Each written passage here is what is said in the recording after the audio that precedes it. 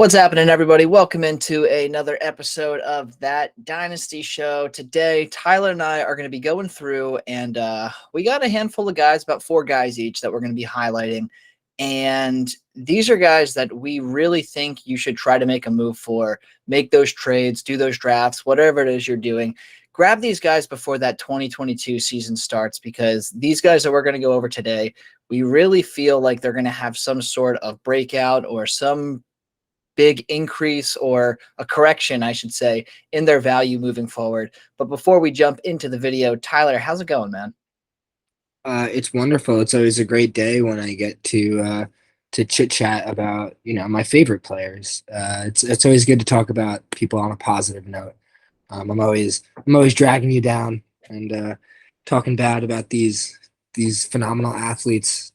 But yeah, let's talk about some bright spots today. Definitely. And, don't worry, there will probably be a video before the season starts of guys that we're avoiding or trying to sell for sure. But today, it's about those guys that we're going after. So, Tyler, I'll let you kick us off with our first one here. Who is the first guy that you're telling everyone to go out and get at all costs?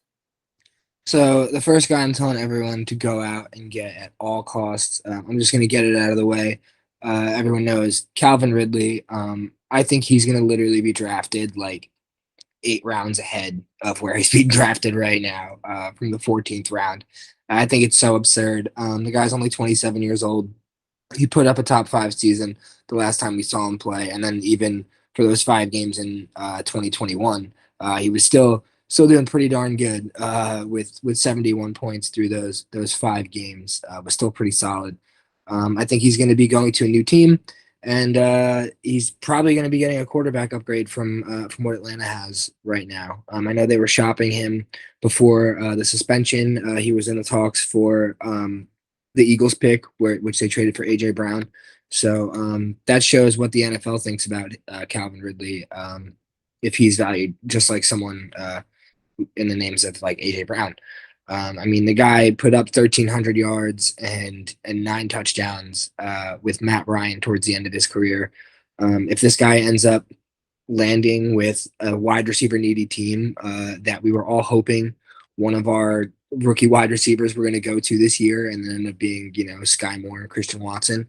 There's so many elite spots for that need wide receivers. There's a lot of good quarterbacks that need wide receivers. Even Dallas, I could see Dallas going out and making a move for Calvin Ridley. That seems like something Jerry Jones would do. Now that he got rid of Amari Cooper, Calvin Ridley seems like a viable replacement who might be cheap on the market because of his uncertainty. But yeah, I think he's just going to go rounds and rounds and rounds and rounds ahead of where he's at now, and around what, like 14. Yeah, it's absurd to me. So you're taking Calvin Ridley, not so much because obviously he's not going to improve his draft stock in 2022. It's just you're getting ahead of the curve and making sure you have him for when his suspension is over then, which is totally fine. I get it. I had a feeling you would pick him in this video as one of your guys because I know you're just hyper obsessed with Calvin Ridley for whatever reason. I'm not buying him right now personally. Well, it depends. It depends, right? Like, I'm probably not paying fair market value for him. If someone is, I don't know, if someone's going to take like my second round pick or something like that, and I know it's going to be a late second round pick, I probably would have no problem shipping that away for Calvin Ridley. But it really just depends on what someone values him at. Like right now, he is the wide receiver 52 overall in the consensus rankings over there on Fantasy Pros. And honestly, the next 10 guys that are above him, I mean, there's only a handful of guys that I'm actually going to take Calvin Ridley over, given the circumstances. Like it's kind of one tier. There's Michael Thomas, probably going with Michael Thomas out of the two. Allen Robinson, I think you and I would both go with Allen Robinson at that point. I know you're a big Allen Robinson guy too. Jahan Dotson, Chase Claypool, Tyler Lockett. I'd probably take Ridley over Tyler Lockett and Chase Claypool. So it's definitely, I think he definitely belongs in that tier with those guys. I think he definitely could be worth the wait, to your point. I think he will come back to a new team, a new quarterback. Hopefully it's in a pretty good situation. It's all speculation. But it's also a matter of, is he going to keep up with everything this year, right? He, in my opinion, didn't look amazing last year when he was playing, right? He had a couple of good games, but he only played, 5 or 6 games, I believe. and then he decided to stop playing for the year because of mental health issues. So maybe his play was affected by that for sure. So I try not to tie too much of that against him. But I'm always going to fight you whenever you bring up Calvin Ridley and buying him right now. I guess I'm okay with it, but it just really depends on what the price is. He's not my go out and get it all cost. He's my go out and get him if the price is right. I mean, the guy's ceiling is to come back and be a top 5 receiver again. He's being drafted at wide receiver 40. He's only 27 years old. He'll have another 3 years left in his NFL lifespan. Who knows? Maybe even longer because he's had so much physical rest over the last year or two. But yeah, we'll see. He's a guy I'm literally dying on a hill for and buying in any spot that I can get him, pretty much. I think my thing is I just wouldn't be surprised if he walked away from football altogether, honestly. But I think it's a reality check when these guys are missing out on money. Money speaks, and when you realize you only have a couple years left of your football life, I think that could kick things into gear for him. Well, we'll see what happens. If Calvin Ridley comes back in 2023 and he's even a top 18 wide receiver, you can, rip me a new one and say that you told me so. We're definitely on opposite sides of the spectrum with Ridley, but I understand where you come from with why you want him, because he is he's only a couple seasons removed from a top 10 year. I think it was actually a top 5 year, right? So knowing that that's there, it's definitely exciting. But it just spooks me, right? It's a year and a half of no football, going to come back, a new situation, a year and a half away from the game. I mean, that's a big deal, So, but when you think about it, though, like a year from now, yeah, that's probably when these deeper rookies are going to start producing. Yeah, but my deeper rookies are 22 and 23 years old.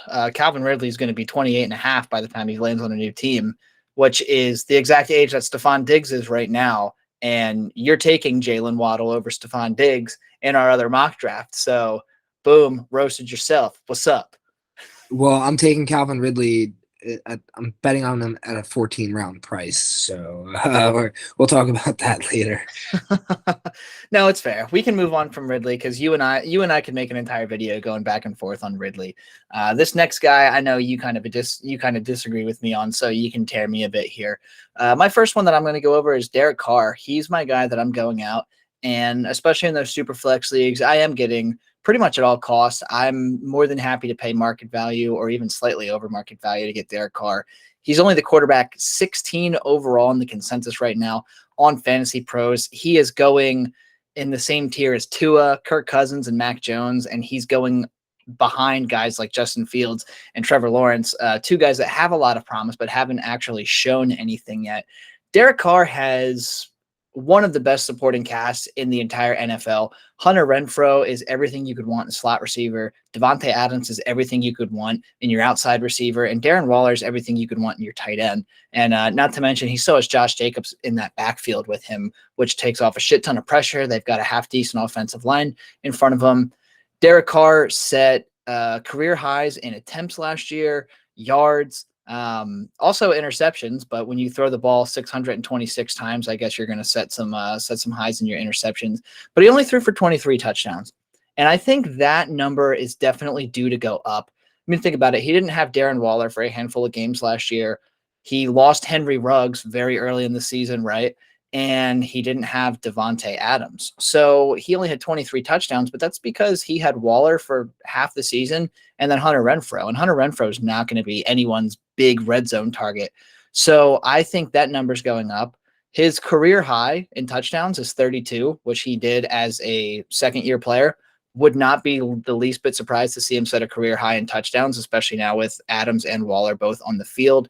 His career high last year was 4,800 yards. Again, would not be surprised to see him throw for over 4,800 yards. I think he is one of the few quarterbacks in the National Football League this year who does have a ceiling of 5,000 plus passing yards. And if you get a guy that's going to throw for at least close to 5,000 passing yards, and let's say even if he matches his career high and gets 31 or 32 touchdowns, that's a tremendous value right there. The fact that he's going as QB 16, he's only 31 years old. He's got tons of ball left to play. He is going to be in Vegas for a while. Adams is going to be in Vegas for a while. Renfro is going to be in Vegas for at least the next 3 years. I mean, that trio is going to be awesome. And I just can't wrap my head around why Derek Carr is still so low in the consensus rankings. Like he should not be ranked next to Kirk Cousins and Mac Jones. He should be in a complete tier above them. So Derek Carr finishes as the QB what this year? He's gonna be so in redraft, right? I'm taking Josh Allen over him. Actually, well, not at cost, right? Like at cost, I'd rather get Derek Carr in the 9th round than Josh Allen in the 2nd round. I think any sane person would be fine with that because I'm not taking a quarterback that early in like a redraft league. But Josh Allen will finish over him. So will Pat Mahomes. So will Justin Herbert. And I think Lamar Jackson's going to have himself a rebound year, and I think Jalen Hurts has QB1 overall upside. I would say the ceiling for Derek Carr is probably that QB5, QB6 range. I would say the floor is probably at 9 or 10. So I think no matter what, you're getting a top 10 quarterback in Derek Carr this year. And again, he's only 31 years old, and he's tied to Renfro and Adams for at least the next 3 or 4 years. This team is not going to see a lot of changes. There's no reason to think why he can't continue whatever it is that he does this year. So I think there needs to be a correction. He shouldn't be the QB 16. He should be firmly in at least the top 10 to 12 for people. So I don't hate Derek Carr. It's just that I can't really find many reasons to love him over a guy like Kirk Cousins, who you can usually get a little bit later. I mean, like you said, it worries me about the touchdowns. I mean, he's only gone over 30 once in his career. I think he is going to see an increase with Devontae there. I mean, it has to happen, right? He has to increase there. I agree. He probably shouldn't be QB 16. I'm probably higher on him than consensus as well, just maybe not as high as you. 31. He does have a lot of football left for him, and he's in a great situation. Probably the best situation that Vegas has ever put him in, considering. I mean, he's a guy who's been put in a lot of bad spots throughout his career. He's had a lot of inconsistent receivers. Like Amari Cooper was kind of his man there for a while, and then other than that, he didn't really have many weapons. They're loaded up this year, so if he's gonna do it, he's gonna do it this year. It wouldn't surprise me to see him go for 5,000 yards and 30 touchdowns. I think that's a fair expectation for him. But maybe I'm just not like drooling over him like you are in this. Yeah, I mean that's exactly what I'm saying, right? Outside of Amari Cooper and then Hunter Renfro's breakout last year, obviously Darren Waller's been no slouch the last couple of years, but Derek Carr's never had a legitimate supporting cast around him, right? The Raiders have, in recent memory, have been more of a run-first team, especially since Josh Jacobs got there. And I think we're going to see a lot of changes this year, and I'm really excited for it. So we can move on to your guy, but Derek Carr, there are maybe 8, maybe 9 quarterbacks that I'm taking over him in Dynasty right now. Like he is firmly in my top 10, and I just – it's not even that I think he's going to have this big breakout because we saw him have 4,800 yards last year, right? Like obviously we want more than 23 touchdowns, but it just, there's going to be a correction in his value. I don't think people realize that he's only 31. Like people treat Derek Carr like he's Matt Ryan or like Phillip Rivers or something like that. Like they think Derek Carr is like so fucking old, but he just turned 31. He's got tons of ball left. So I don't know. He's my go-to quarterback everywhere and anywhere, but I'll let you go ahead and highlight your second guy here. Yeah, I think my favorite not so old, underrated quarterback is Kirk Cousins. Maybe that's just why I'm not so on board with Derek Carr. But yeah, we'll move on. And it's funny that you brought up Allen Robinson before when we were talking about Calvin Ridley because he is my guy here. Allen Robinson is a guy who's finished in the top 10 of PPR 3 times in his career. And again, a guy who's in the best situation he's ever been in. Matt Stafford is hands down, bar none, the best quarterback that Allen Robinson has ever played with. He's actually going to have another receiver that he's playing with that's going to take some attention off of him. Did you just say Matt Stafford is better than Blake Bortles? Damn it, Tyler. Dude, I know it's a hot take, but I'm standing on that hill. I'm dying on it. Yeah, I mean, he's got another receiver on the other side now that can take attention away. I know he was a volume hog in all those years that he was really successful, right? But I think he'll be more of an efficiency guy this year. He's playing with the best head coach in one of the best offenses in the league, and similar to Juju, who's just I think a guy who's shown talent in the past, and I mean Allen Robinson's a little bit older than Juju, but yeah, this guy's just going to a loaded team that I can't see any world where he doesn't rebound and go back to a top 15 wide receiver. I mean, I know the target share might. I mean, yeah, Cooper Cup's going to take targets away from him, but still, at the price you're getting him at, I mean, he's got another 2-3 years of football left. He could be a top 15 guy until then, until he totally falls off. So I really love Allen Robinson there. I was going to say top 15 might be too rich for my blood. But as you were saying that, I pulled up my own stat projections, and I have Allen Robinson penciled in as finishing as the wide receiver 18 this year. So it's really not that outrageous to say that he could be a potential top 15 guy. Everything that you said is completely correct, right? Allen Robinson has never had the opportunity to be a wide receiver 2 in the offense. The fact that Cooper Kupp is going to be out there taking all of the attention away from him, that's big. That's really, really big. And I think Allen Robinson is probably going to have more red zone targets, if not pretty similar red zone targets to Cooper Kupp, right? So the upside is definitely there. I was toting Allen Robinson as a top 5 dynasty wide receiver this time just 2 years ago, and he really didn't look too far off. I think the season that I was saying that he finished as the wide receiver 8. So you're barking up the right tree. I'm a huge Allen Robinson fan. I don't think he fell off. I think the Bears absolutely sucked ass last year. I think Allen Robinson gave us his only bad season of his entire career. You know what I mean? I wasn't hitting the panic button. I agree with you completely. He's the wide receiver 42 in the consensus right now, and that's not right. He's only 28 years old. He is technically in his prime for wide receivers. He will have the next he's a two-year deal in LA, I think. I So, think it's long. I think it's like a 3 or 4 year deal. all right, so 2 or 3 years, right, to be tied to Matt Stafford, and Cooper Kupp just signed an extension, so he's also tied to Cooper Kupp. I mean, they could go on, and they're going to be one of the more premier wide receiver duos over the next couple of years. And I think a lot of people have been way too quick to forget about Allen Robinson. So I really like that call. And yeah, there's not many reasons to not go after Allen Robinson besides the fact that he just had a down year. But that's a good thing, right? Down years means it's a dip in price. So you can get him for this right now. This is the cheapest you'll be able to get Allen Robinson for the foreseeable future, because I agree. By week 2, by week 3, I think his value is going to start to correct itself in dynasty leagues. I mean, I'm just looking at what Robert Woods did the last 4 years in LA. And I mean, that was with Jared Goff for 3 of those years. Giving a lot of the credit to just Sean McVay's offense and how air raid it is. Robert Woods didn't average less than 15 points a game in any season since 2018. I mean, if you can tell me that Robert Woods is a better receiver than Allen Robinson, I'm not going to argue with you, because I don't find any sense in speaking to anybody who says that.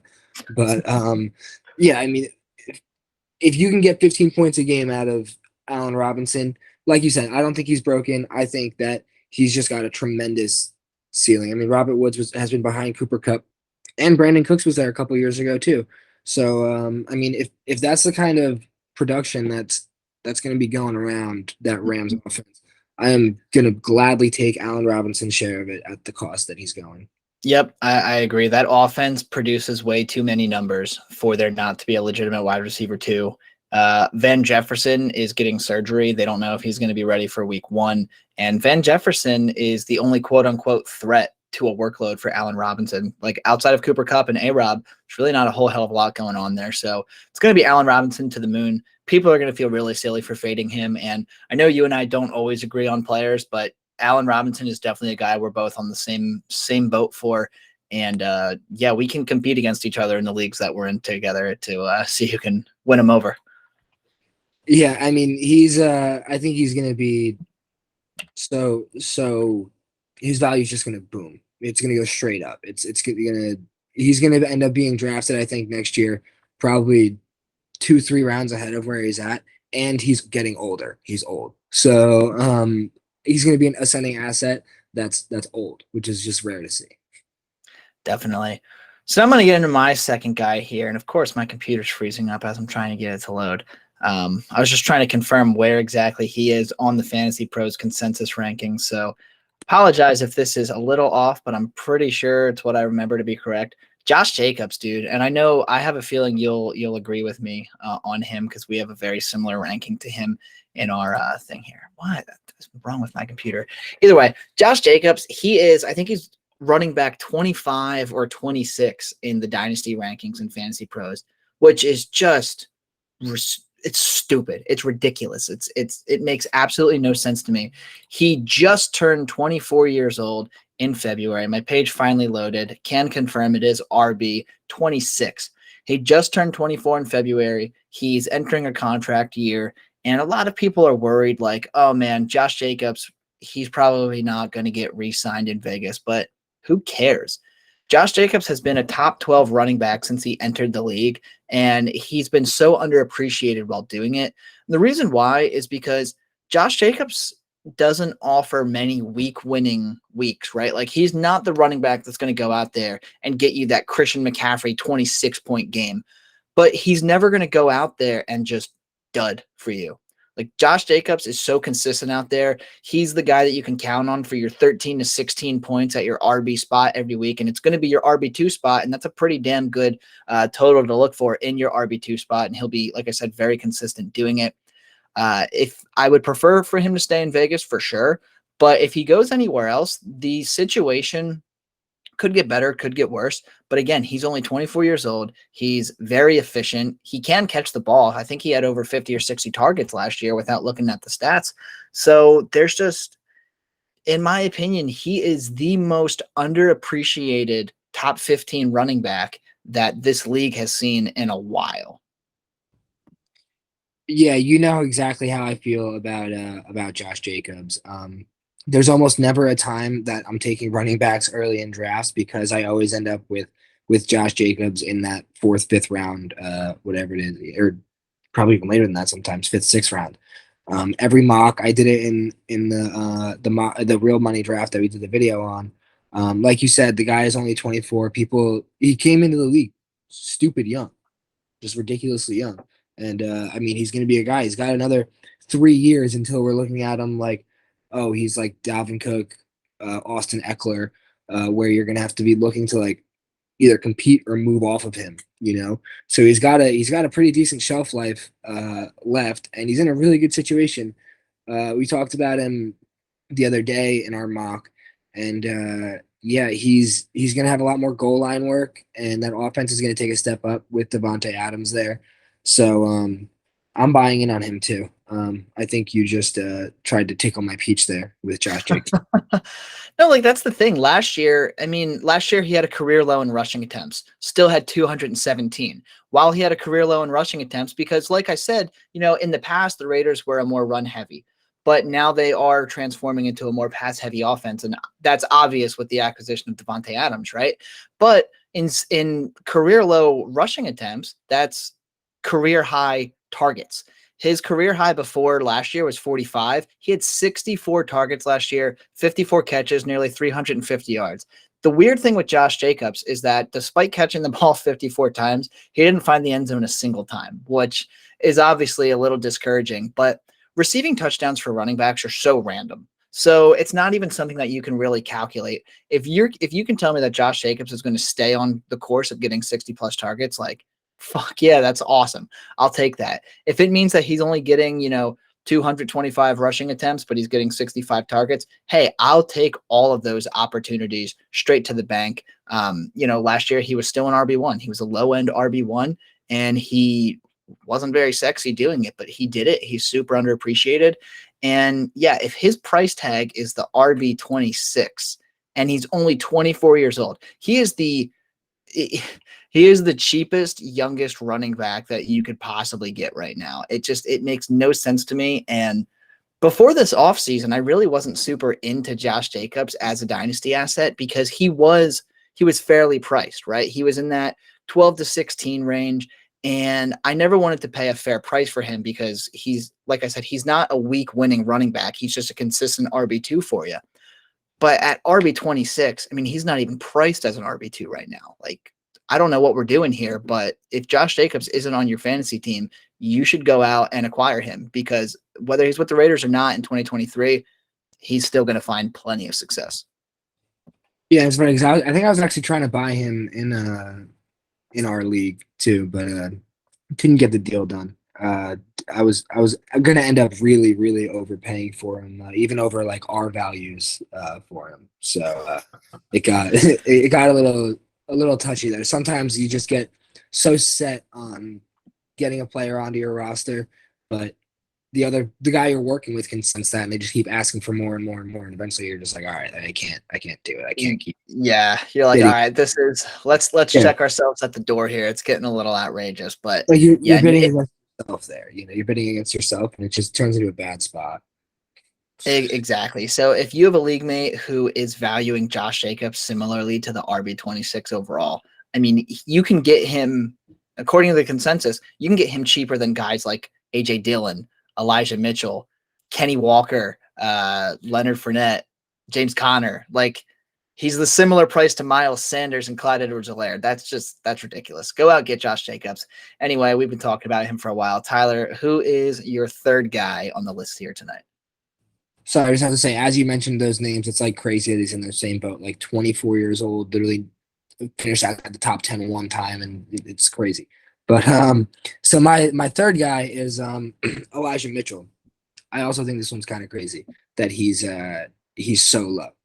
The guy is 24 years old, played only 11 games last year. Sorry, excuse me. Played only 11 games last year, but every time he saw 10 or more touches, he was putting up 15 plus points, and there were sometimes he was putting up, high 20s too last year. He's a guy I understand, and I have always been a proponent of avoiding the San Francisco running backs long term because they just recycle in and out. But they don't really have another guy on the roster to go to really replace him with. I don't think there's anybody on this roster that's better than him. I don't think Jeff Wilson's anywhere close. And I don't think TDP really is going to be competing there against Elijah Mitchell. It's kind of crazy for me. We've never really seen a rookie running back come in, perform on a high-powered team, and get a lot of touches and just be like a workhorse, and then be drafted so low. So I feel like it kind of has to have something to do with his spot, with his landing spot where he is, and people just assume that he's going to get recycled. I'm hoping he's not the next, Raheem Mostert that goes off for a year and then fades off into the sunset somewhere else. But I'm taking the shot at him at the price that he's going down with those guys. Guys like James Conner, AJ Dillon, James Cook, in that price range. I'm down for it. Antonio Gibson, I'm totally good for it. As long as you're not taking him over Josh Jacobs, let's be real here, right? But yeah, no, can't take no, I like Elijah Mitchell. I've got him. I'm a little bit lower than the consensus on him. He's 23 in the consensus, 26 in my ranking, so like pretty much right there. I like Elijah Mitchell. I think the scaredness, if you could call it that, is valid, though, right? If you look at the San Francisco 49ers, the last 5 or 6 years, they've had a different RB1 each year, and it's always been a guy that you think is going to take over.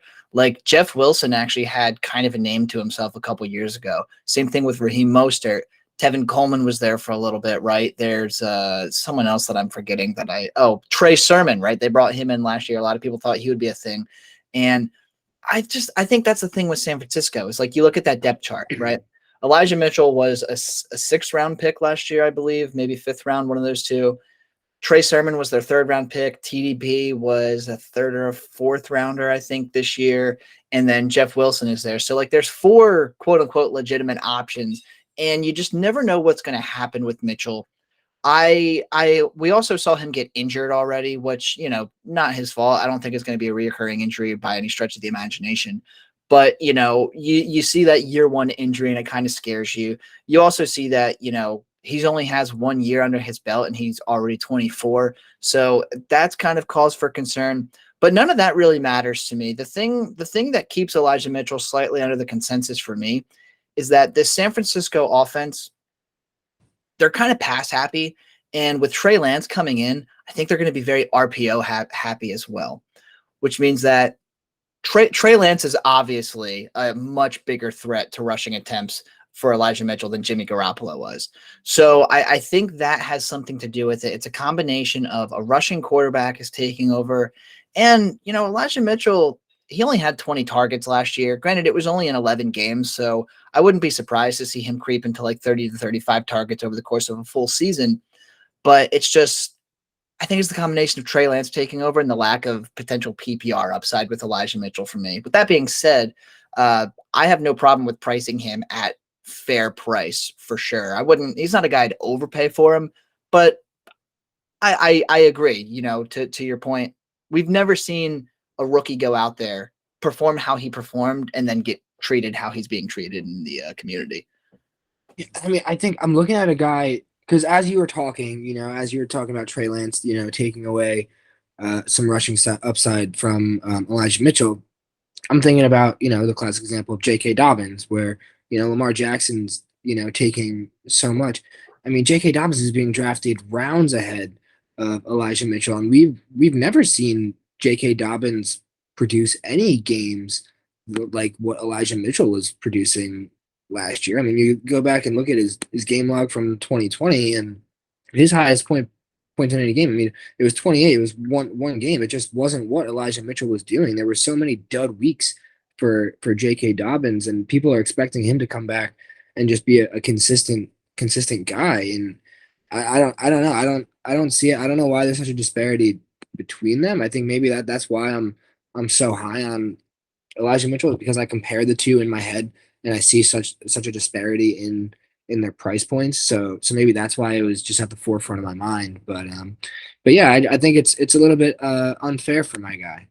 That's a great point to make though, because at cost, I would rather have Elijah Mitchell than J.K. Dobbins. At cost, I'd rather have Mitchell over Akers. At cost, I'd probably rather have Mitchell over Gibson. I totally understand that. I think when you put it that way in terms of where you can draft these guys, right?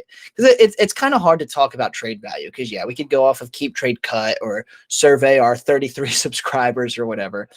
But, it's different from league to league, right? Just because keep, trade, cut says Elijah Mitchell is worth that doesn't mean you're going to be able to buy him for that. So using the ADP as an example of where people are valuing it, I think that's the best universal way to do it. So yeah, when you put it that way, Elijah Mitchell's definitely underpriced because I think he deserves to be at least in a very similar tier to guys like Dobbins and Akers. Shout out to our 33 subscribers, by the way. No doubt. Maybe by the end of this video, it'll be 34. What's up? We're hoping, right? Your turn. All right. So this guy, I kind of feel bad bringing him up because I talk about him so much on this channel, but I have to because I really need to hammer it home to everybody. I promise I can't make any promises that this will be the last time I talk about him before the season starts, but I promise you when the season starts and he's balling out, I'm going to be so obnoxious. So listen to me, damn it, and get Brandon Aiyuk at all costs on your roster. I have him ranked as my wide receiver 24 overall in Dynasty. Fantasy Pros consensus has him wide receiver 39. He is not even a wide receiver 3 according to Fantasy Pros, and he's a back-end wide receiver 2 for me. The thing, and I hate to repeat myself, if you've watched any of our other videos, especially the recent mock draft that we did, I talked about Brandon Aiyuk. I talked about how he has the exact same target share as Deebo Samuel does when Trey Lance is under center. Granted, 2.5 game sample size. That could change. Deebo Samuel is going to be the game plan, right? They just paid him a shit ton of money. But Brandon Aiyuk, he's been the star of training camp. Last year, he was a top 16 wide receiver over the last 9 weeks of the entire season. It was a tale of two seasons for him. Started off extremely slow, found his stride, got his head on straight, and he looked really good to finish the year. And I think we are going to see that Brandon Aiyuk moving forward. He came to training camp a completely different attitude than he did last year. He is picking fights with Fred Warner in training camp drills. Like they're just going heavy at each other, and Aiyuk is besting that defense. And this San Francisco defense is a really good defense, right? So I don't know. Iron sharpens iron. I think Brandon Aiyuk is going to get a lot of good practice there. Obviously, defenses are going to have to game plan for Debo, and they're going to have to game plan for George Kittle. Brandon Aiyuk is going to be such a big beneficiary, and he is probably my favorite bet for guys that are being drafted outside of the top 25 dynasty wide receivers. Brandon Aiyuk is my favorite out of any of the guys behind that to really have a significant breakout year. He's only 24 years old, big future ahead of him. He was a first round pick for God's sake. Like people need to start respecting Brandon Aiyuk. I think he's worth every penny that you have to pay for him right now. He is, according to Keep Trade Cut, and I have this memorized. I didn't even look this up before the video. But he's like he's equal to the 112 or the 201. I am more than happy to send my number 12 overall pick in this year's draft for that. I would probably even send up to like number 7 or 8. Honestly, that's how much I believe in Brandon Aiyuk. So he is massively underrated, and his value is going to see a gigantic correction, I would say, by week 3 or 4 of this year. Yeah, Keep Trade Cut is so weird because you're right. I would never give up Brandon Aiyuk for the 112. That's kind of crazy for me. I actually really liked Brandon Aiyuk coming out of college because of his landing spot. You know, that year he was the one who landed where they didn't have anybody. You know, they had to hurt Debo. As I'm looking at the game logs, yeah, in those games where he saw an uptick in targets, he was performing pretty well, especially for a guy who's a number 2 option in the offense. So at the cost that you brought up, I think I could definitely be a buyer there. You could have the 112 off my hands in no time if you're going to offer me Brandon Aiyuk. I had kind of a sour taste in my mouth after his rookie year when, you know, I mean, it was kind of similar to last year. You know, I mean, he had a couple of big games but he would dud out fairly often. I mean, I'm hoping that he could be more consistent with Trey Lance, but it's yet to be seen. I have a tough time, going out and investing in him at this point, because obviously we don't have any 2022 rookie picks left, you know, to go out and get him with the 112. But yeah, because I can't give up a first round pick for next year for him, even if I know for a fact it's going to be the 112 next year. I don't think I could do that. Yeah, I'm fine with it. I'm fine with it if I know it's going to be a late pick. But just for the record, you know, I put my money where my mouth is with Brandon Aiyuk. I've been hyping him up at least since January 10th. I just looked in our transaction log, and in the league that you and I are in together, I traded away the 201 of 2022 and the 307, 308, something like that. I don't know. The numbers aren't here, but I'm just remembering where these guys finished. But yeah, so I have traded away the 201, and I even added in a 3rd round pick to get Brandon Aiyuk. It was fresh after the season. I honestly thought his value was going to go up this offseason, and I think it will as we get through these next few weeks of training camp. But yeah, so I put my money where my mouth is with Brandon Aiyuk. Big time believer in him, massive believer in him. And I think he's going to break out as a very strong wide receiver 2 candidate this year. But I'll let you go ahead, wrap us up with your 4th and final guy here. Yeah, I don't think the 307 would have changed my mind if I was going to go out and buy Brandon Aiyuk for the 201, which I probably would have in your case. If they asked for the 307, I'd be like, yeah, sure, like whatever. Just take it. Exactly. Like I just want the guy to put on my roster. So my 4th and final guy is a guy that I've also talked about before. He's my favorite low value tight end right now, and it's Pat Freiermuth. The guy, in terms of tight ends, had pretty much an unbelievable rookie season. We don't see tight ends finish in the top 15 like ever in their first year in the NFL. It just doesn't happen. Granted, he was with a really experienced quarterback that probably utilized the tight end in a really good way, but I think he could take a big step this year. He was a guy I loved out of college. I know you gave me credit for that in one of our other videos.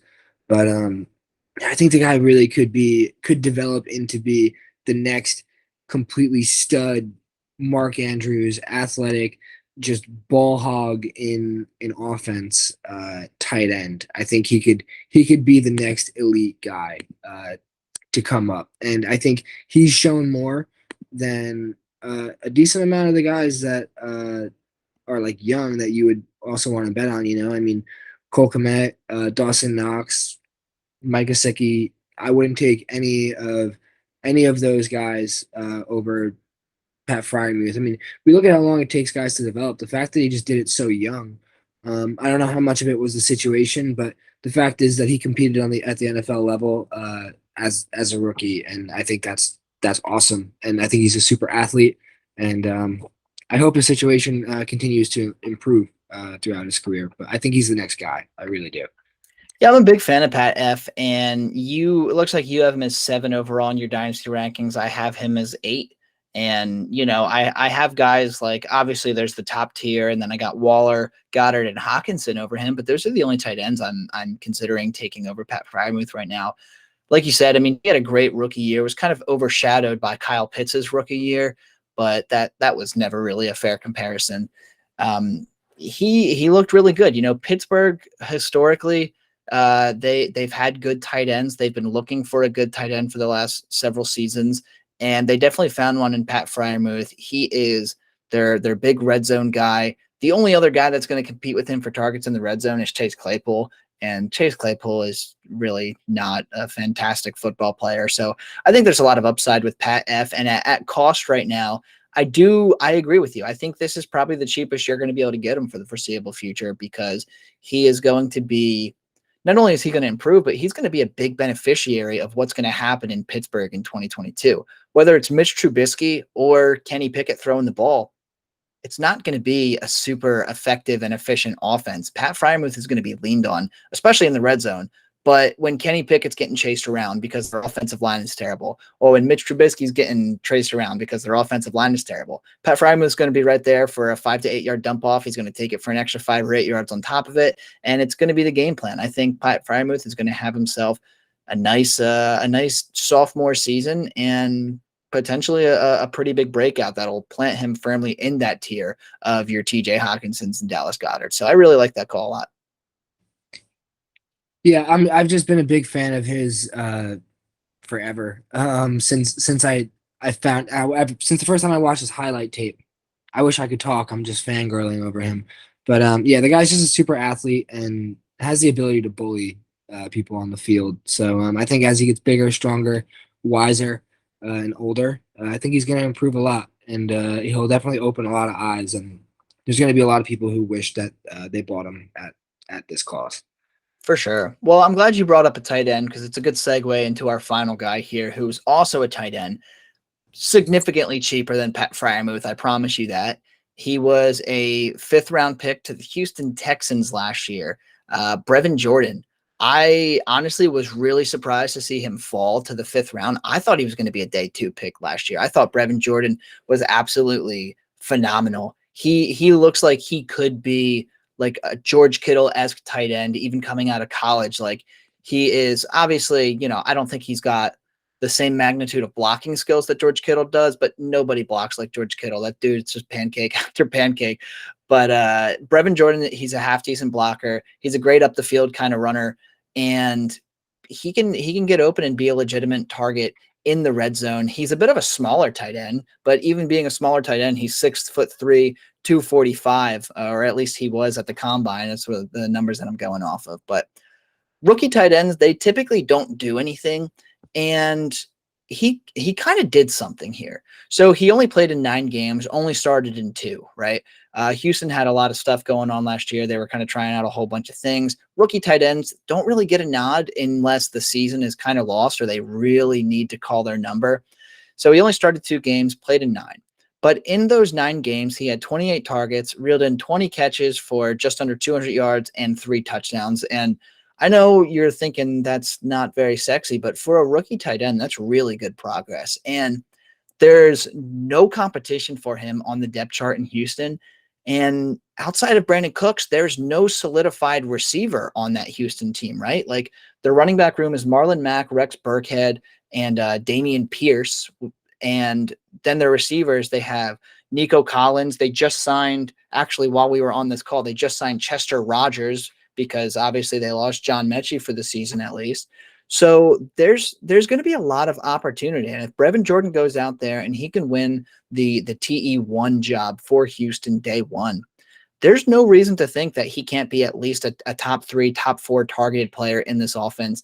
Davis Mills, he's got a lot to prove, but he's also one of those guys that could really benefit from having a reliable tight end to dump it off to. I think that if I had to pick a deep sleeper at the tight end position, it's going to be Brevin Jordan. And I'm happy, I'm not, because we're still waiting for a breakout, right? Like I'm not sending away a second round pick for Brevin Jordan by any stretch, but if I can buy him for a third round pick or maybe trade prospect for prospect, something like that, I think there is a lot of upside to have in Brevin Jordan. Yeah, I couldn't agree with you more on Brevin Jordan. This is actually a guy we've actually never talked about. I don't think on this show, which is ironic because how I feel about my potential breakout tight ends. But like you said, this guy, when he saw the targets last year, he was putting up productive numbers that you want out of your tight end. If you look at your phone on Sunday and you don't have Travis Kelce, George Kittle, Darren Waller, you're happy with 12, 13 points coming up when he was getting those targets. Yeah, for a guy who didn't get a lot of snaps, he showed up. He definitely showed up a lot, and I don't see a reason why he doesn't outshine Pharaoh Brown on the depth chart and doesn't end up being the full-time starter in Houston, because he's a guy that if I had on my real life football team, I'd want to develop and I would want to really see what this kid can turn into, because he's got the size and the speed and everything you want in a tight end in today's NFL. I mean, it's just not as important for guys to be blockers.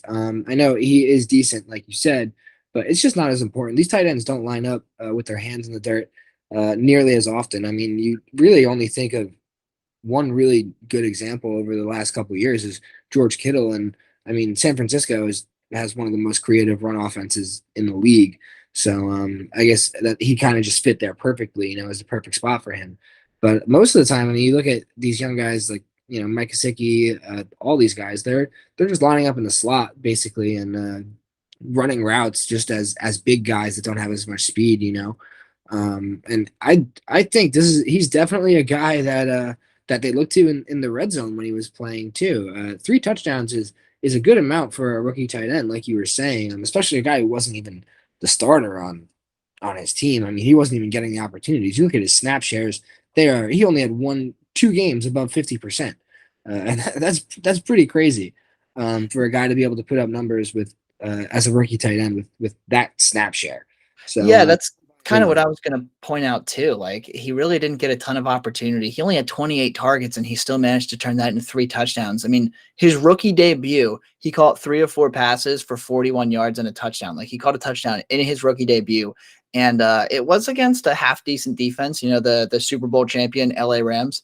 So a half decent performance against a really good defense, which you always love to see. We'll see what happens, right? Houston's a weird team to monitor, but if there is a team that could experiment with a tight end and could try out a lot of different things, it's going to be Houston, because they're going to need to be creative if they want to win games this year, because there's not a lot of firepower on that entire roster, right? So Houston's going to need to do something, figure out who they got, and I really do think they're going to call Brevin Jordan's name.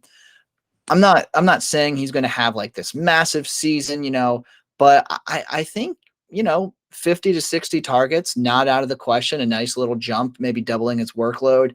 And if all things stay the same, hopefully we see more yards than just double of 180. But hey, I mean, if he goes out there as a sophomore tight end and puts up 6 touchdowns, that in itself is kind of a story writing itself. So I think Brevin Jordan's going to be on the rise in 2022 for sure.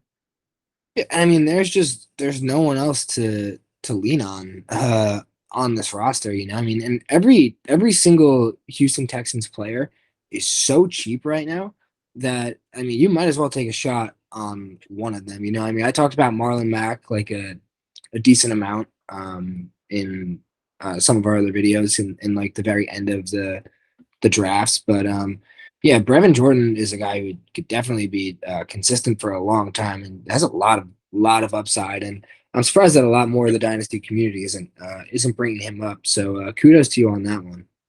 Yeah, I was gonna be status quo, talk about my tight end crush, Cole Kmet, but I was like, you know what? I talk about him so much. I'm already talking about Brandon Aiyuk in this video. I got to bring up one of my deeper sleepers here, and maybe we'll have to make a video one of these days, just purely talking about these deep sleeper guys that you can get for next to nothing in those dynasty trades, because.